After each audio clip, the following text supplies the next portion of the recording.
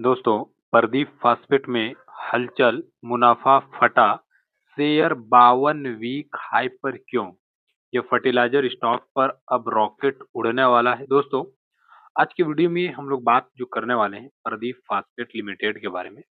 दोस्तों, अभी आप एक चीज देख पाएंगे जो अपडेट निकल के आया है सामने, वो ये है कि अभी के समय में आज के दिन जिस तरह से ये स्टॉक अप साइड में मूवमेंट किया है, क्या ये कंटिन्यू रहने वाला है या कुछ ऐसा अपडेट था, कुछ ऐसा न्यूज़ था जिसके बेसिस पे ये आज के दिन मूवमेंट दिया है? दोस्तों, अभी आप एक चीज़ देख पाएँगे, फर्टिलाइज़र का जो प्रदीप फास्फेट है, ये ₹54 के आसपास आज के दिन क्लोजिंग दिया है।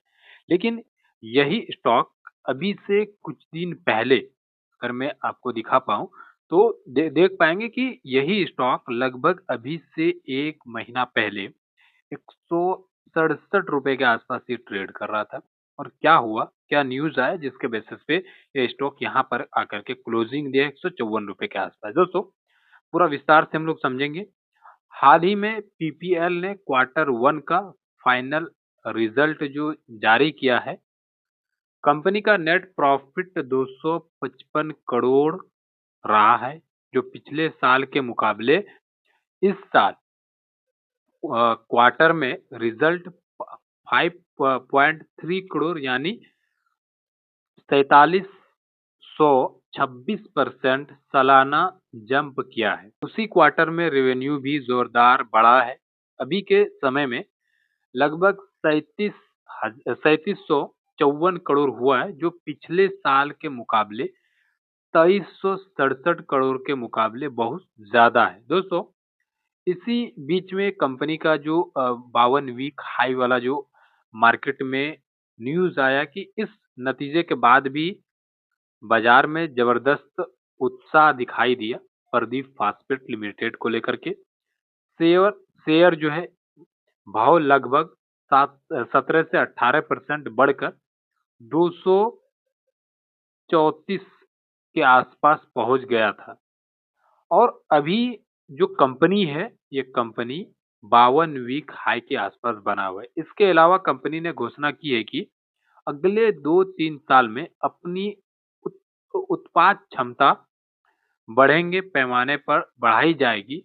बैकवर्ड इंस्पेक्शन और ग्रेजुएशन कैपिसन बढ़ाने की क्षमता जो धीरे धीरे बढ़ा रही है, लक्ष्य की ओर बढ़ रहे हैं।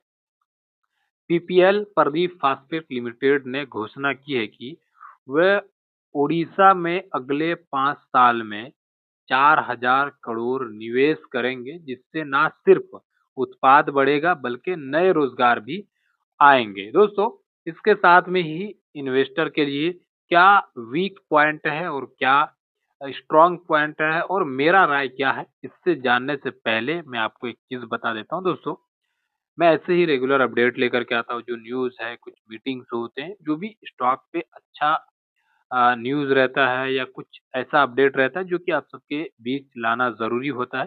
दोस्तों, मैं रेगुलर लेकर के आता हूँ, प्लीज़ चैनल को सब्सक्राइब कर लीजिए अगर अभी आप सब्सक्राइब नहीं किए तो। दोस्तों, उससे पहले हम लोग देख लेते हैं कि आखिर क्या है। अगर आप इस स्टॉक में होल्डर है तो आपको क्या करना चाहिए। प्रॉफिट, जैसे कि अगर मैं इसका स्ट्रॉन्ग पॉइंट बताऊं तो प्रॉफिट में जिस तरह से सोर्स हुआ है उससे रियर है कि खासकर फर्टिलाइजर केमिकल सेक्टर में बढ़ी हुई कैपिटल और expensive plan long term growth possible है। पॉजिटिव वे में दिखा रहे, अगर सरकार की सब्सिडी या कृषि मांग बनी रही तो फर्टिलाइजर आधारित कंपनीज जैसे प्रदीप फास्फेट लिमिटेड को फायदा मिलना तय है।